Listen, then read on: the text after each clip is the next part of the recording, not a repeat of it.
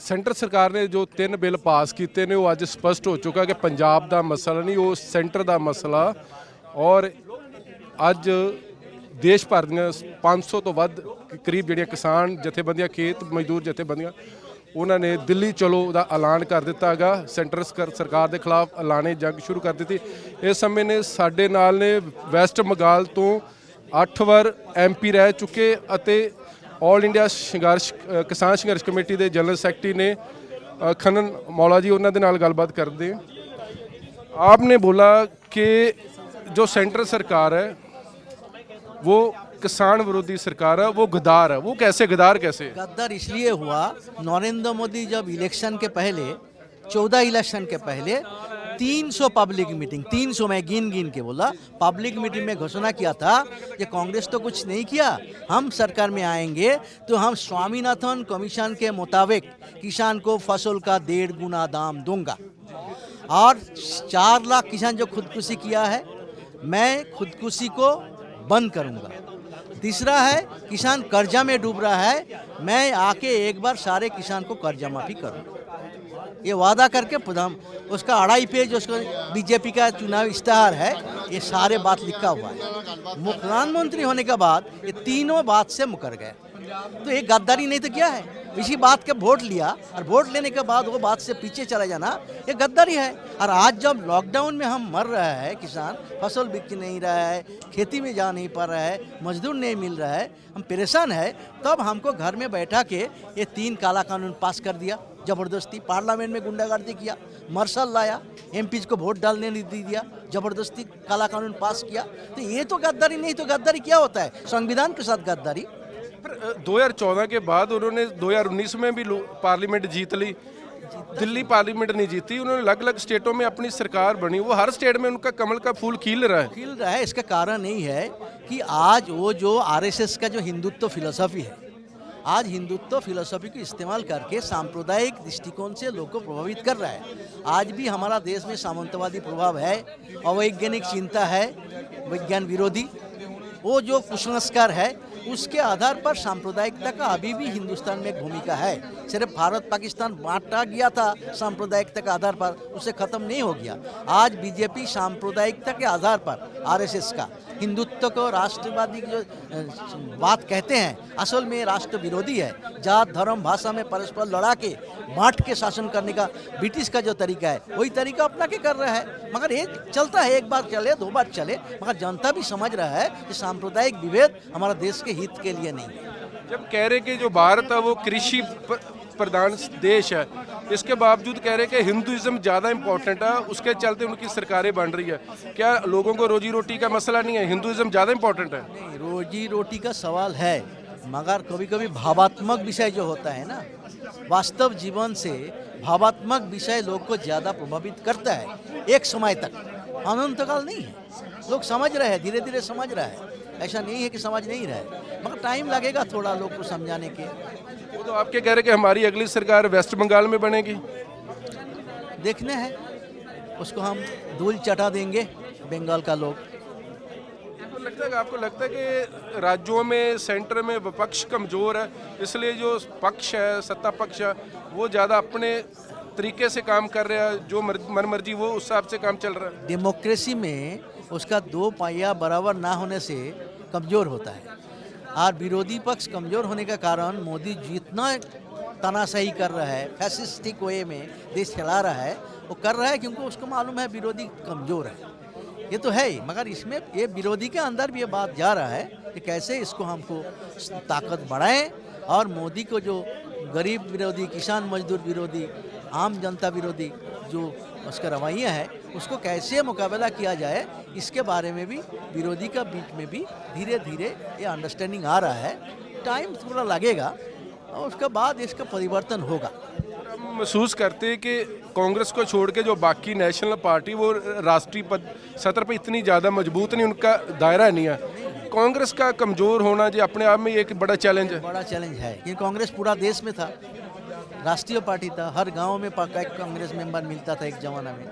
और कांग्रेस कमज़ोर हो जाने के कारण अपोजिशन का जो एक समन्वय करने वाला जो ताकत है वो कमज़ोर होने के कारण दूसरे अपोजिशन अभी उस स्तर में पहुंच नहीं पाया।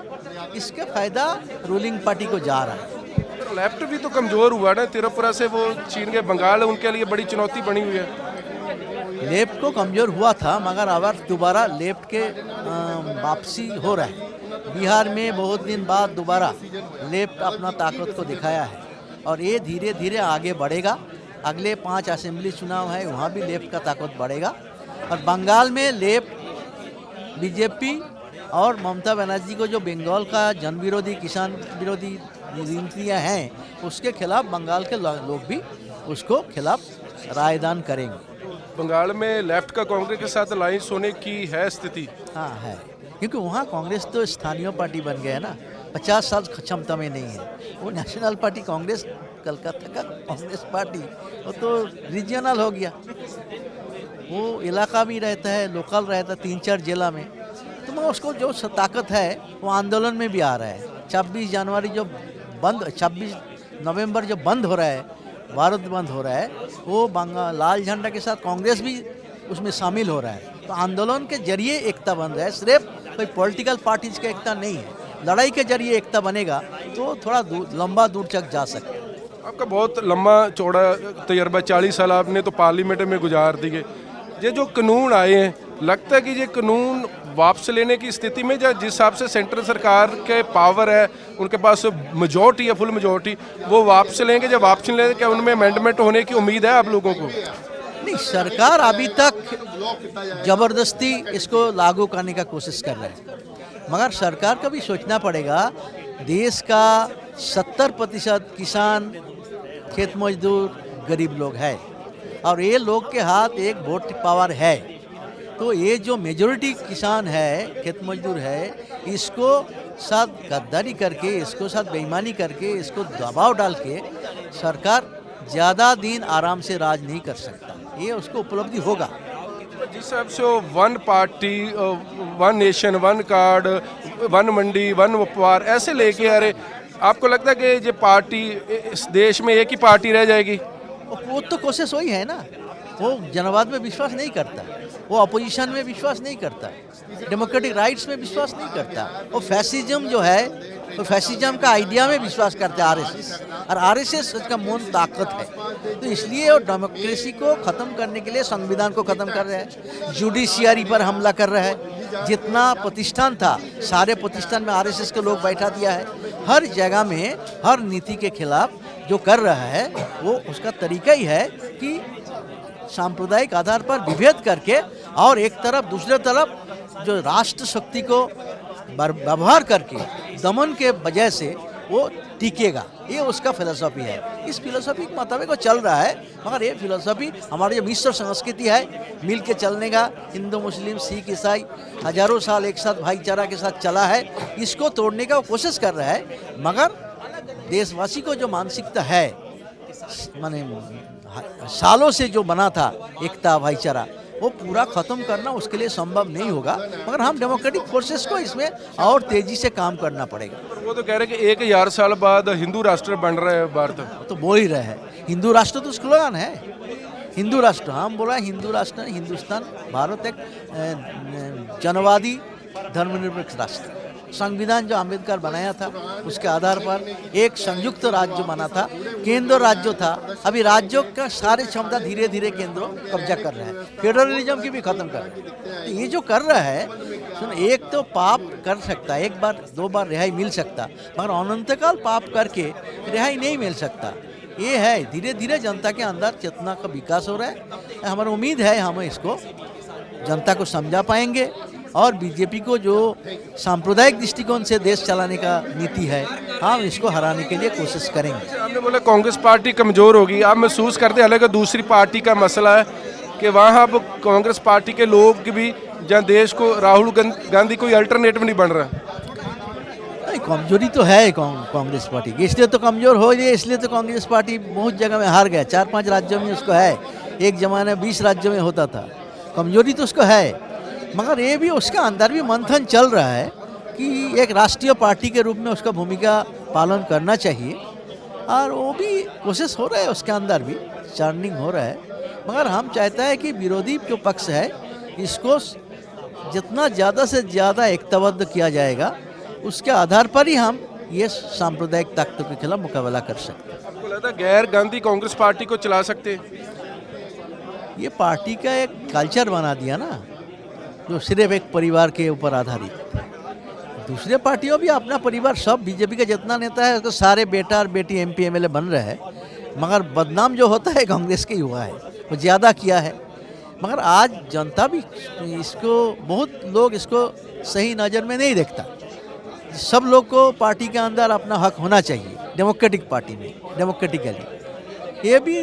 ये दबाव भी कांग्रेस के ऊपर काम करेगा, क्योंकि कांग्रेस के अंदर भी ये आधा से थोड़ा कम वर्किंग कमेटी मेंबर ये सवाल उठाया है। तो जब कोई सवाल उठता है, ख़त्म नहीं हो जाता, ये सवाल आगे बढ़ेगा। और वो भी डेमोक्रेटाइजेशन ऑफ द पार्टी, वो भी डेमोक्रेसी को चलाने के लिए पार्टियों भी डेमोक्रेटिक होना चाहिए, ये अनिवार्य है। उसी ओर जाएगा, आज हो काल हो। अच्छा, पंजाब में श्रोमणी गुरुद्वारा प्रबंधक कमेटी का एक प्रोग्राम हुआ था, वहाँ जो सिखों की एक सुप्रीम बॉडी है श्री अकाल तख्त साहब, जिसको सिख अपने आप को एक अदालत के बराबर समझते हैं, उनके जो हेड थे ज्ञानी हरप्रीत सिंह, उनकी स्टेटमेंट आई है कि जो सेंटर सरकार है ये लोकतंत्र सरकार नहीं है, चुनी हुई सरकार नहीं, ये ईवीएम से चुनी हुई सरकार है। आपको लगता है कि देश में ईवीएम बंद होनी चाहिए? नहीं, हमारा तो बराबर से हम बोल रहे हैं, ये पूरा यूरोप फिर दोबारा बैलेट में वापस गया, और ये मशीन को मैनिपुलेट करने का पॉसिबिलिटी है। बहुत बड़े बड़े साइंटिस्ट इंजीनियर बताया है, इसको इस्तेमाल हुआ भी, गलत इस्तेमाल हुआ भी। इसलिए हम तो चाहता है इलेक्शन सही होगा बैलेट में। आज अमेरिका के इतना बड़ा इलेक्शन हो गया, 20 करोड़ लोग गया, वोट डालने गया, बैलेट में हुआ। तो इसलिए उसी रास्ता ही सही है, उसको मैनिपुलेशन का मौका उसमें कम है। डेमोक्रेसी के लिए वही ज़्यादा बेहतर। चलो, बहुत बहुत शुक्रिया। और मसला देश ਦੇ ਕਿਸਾਨਾਂ ਦਾ, ਔਰ ਜਿੱਥੋਂ ਤੱਕ ਕਿਸਾਨ ਜਥੇਬੰਦੀਆਂ ਨੇ ਐਲਾਨ ਕਰ ਦਿੱਤਾ ਕਿ ਜਿਹੜੀ ਸੈਂਟਰ ਸਰਕਾਰ ਆ ਇਹ ਕਿਸਾਨ ਵਿਰੋਧੀ, ਜਨ ਵਿਰੋਧੀ, ਲੋਕ ਵਿਰੋਧੀ ਆ, ਤੇ ਨਾਲ ਦੇ ਨਾਲ ਇਹ ਗਦਾਰ ਵੀ ਆ, ਕਿਉਂਕਿ ਮਸਲਾ ਭਾਰਤ ਪਿੰਡਾਂ 'ਚ ਵੱਸਦਾ ਔਰ ਇਹ ਖੇਤੀ ਪ੍ਰਧਾਨ ਦੇਸ਼ ਆ, ਔਰ ਉਸ ਦੇਸ਼ ਦੇ ਲੋਕਾਂ ਨੂੰ ਖੇਤੀ ਦੇ ਮਸਲੇ ਤੇ ਉਜਾੜਿਆ ਜਾ ਰਿਹਾ ਹੈ। ਕੈਮਰਾ ਮਨਦੀਪ ਸਿੰਘ ਦੇ ਨਾਲ ਜਗਤਾਰ ਸਿੰਘ, ਨਿਊਜ਼ ਚੰਡੀਗੜ੍ਹ।